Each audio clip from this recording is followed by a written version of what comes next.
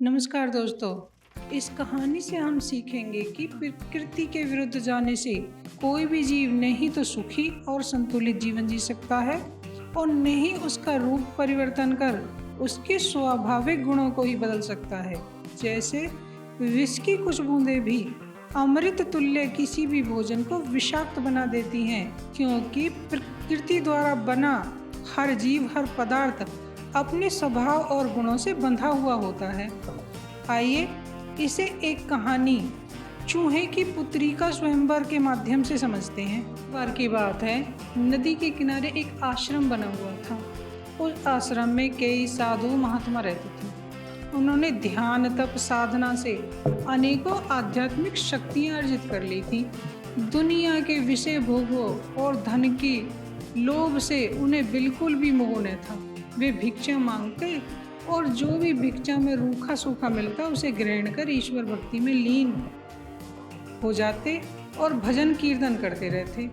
उन साधुओं के एक दीर्घायु गुरुजी, जो अधिक उम्र के होने के बाद भी नौजवानों की तरह हष्ट पुष्ट और तेज से तेजस्वी दिखाई देते थे, वे सभी साधुजनों को ज्ञान देते और उन्हें तपस्या के सही रास्ते दिखाते। तपस्वी होने के कारण उनमें कुछ अद्भुत चमत्कारी शक्तियाँ थीं। वे अपने योग और मंत्र की चमत्कारी शक्तियों से कुछ का कुछ कर दिया करते थे।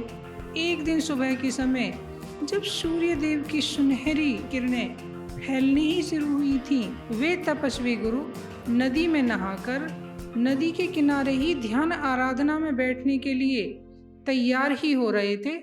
तभी अचानक उनकी नज़र एक भूरे रंग की चुहिया पर जाकर पड़ी और वह चुहिया भी उनके सामने आकर खड़ी हो गई। चुहिया का भूरा रंग, लंबी पूंछ और चमकीली आंखें देखकर तपस्वी को चुहिया पर दया आ गई और उन्होंने उसे बड़े प्यार से उठाकर अपनी हथेली पर रख लिया। गुरुजी चुहिया को बड़े प्रेम से देखने लगे और चुहिया भी उन्हें एकटेक देखे जा रही थी। गुरुजी का चुहिया के प्रति प्रेम बढ़ा और उन्होंने अपनी हथेली पर थोड़ा सा जल रखा और एक मंत्र पढ़ने लगे। मंत्र से अभिमंत्रित जल को गुरुजी ने उस भूरी चुहिया के ऊपर छिड़क दिया। जल छिड़कते ही चुहिया एक सुंदर लड़की में बदल गई। गुरुजी उस लड़की को लेकर अपने आश्रम में आ गए और उन्होंने अपनी पत्नी से कहा, हम पूरे जीवन तपस्या करते रहे और कभी भी संतान का सुख नहीं ले पाए। हम इस लड़की को अपनी बेटी की तरह पालेंगे और संतान के सारे उत्तरदायित्व पूरे करेंगे और ऐसा करने से हमें भी संतान का सुख मिल जाएगा। गुरुदेव और उनकी तपस्वी पत्नी ने बड़ी प्रेम से उस लड़की का पालन पोषण करना शुरू कर दिया। लड़की जैसे जैसे बड़ी हो रही थी वैसे वैसे ही उसका रूप निखरता जा रहा था। लड़की जैसे ही बड़ी हुई वह पूर्णिमा के चांद के जैसी सुंदर हो गई।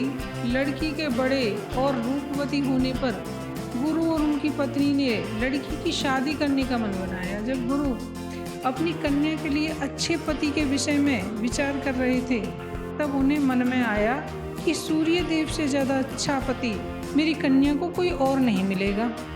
ऐसा सोचकर गुरुदेव ने अपने मंत्रों के बल पर सूर्य देव को अपने पास बुलाया।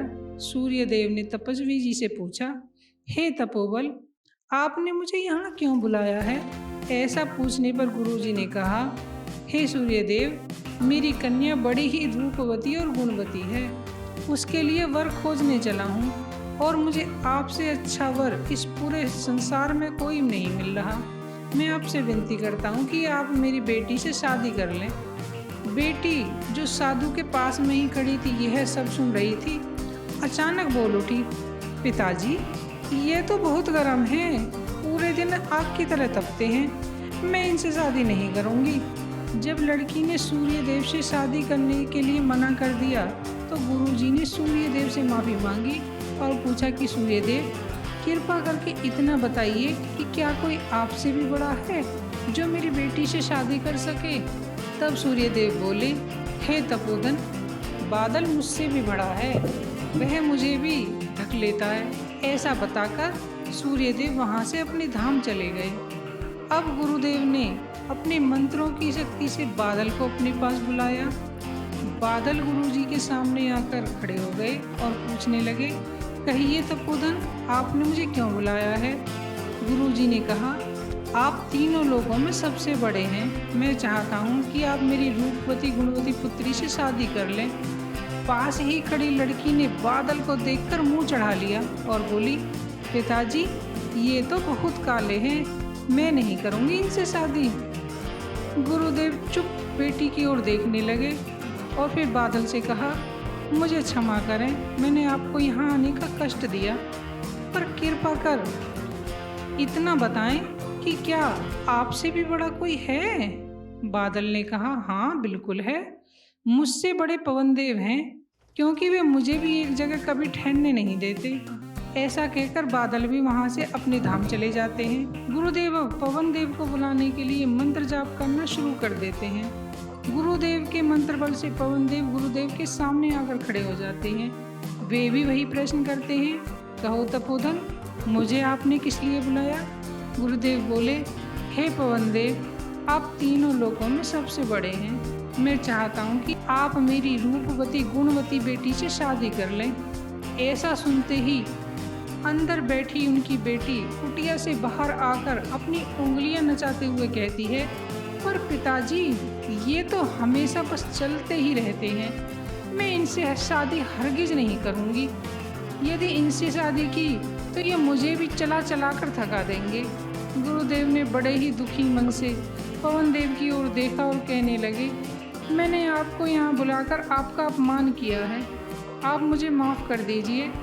बस मुझ पर दया करके इतना बता दीजिए कि क्या कोई आपसे भी बड़ा है? पवनदेव बोले, हे तपोधन, मुझसे भी बड़ा पहाड़ है, मैं सबको उड़ा ले जाता हूँ, पहाड़ को नहीं उड़ा पाता। और ऐसा कहकर पवनदेव भी वहाँ से अपने लोक चले जाते हैं। अब गुरुजी पहाड़ को बुलाने के लिए मंत्र साधना शुरू कर देते हैं। गुरुजी के मंत्रों के बल से पहाड़ गुरुजी के सामने आकर खड़े हो जाते हैं और कहने लगते हैं, कहिए तपोधन, मुझे कैसे याद किया? तब गुरुजी कहते हैं, आप सबसे बड़े हैं, मैं अपनी रूपवती और गुणवती पुत्री की शादी आपसे करना चाहता हूँ।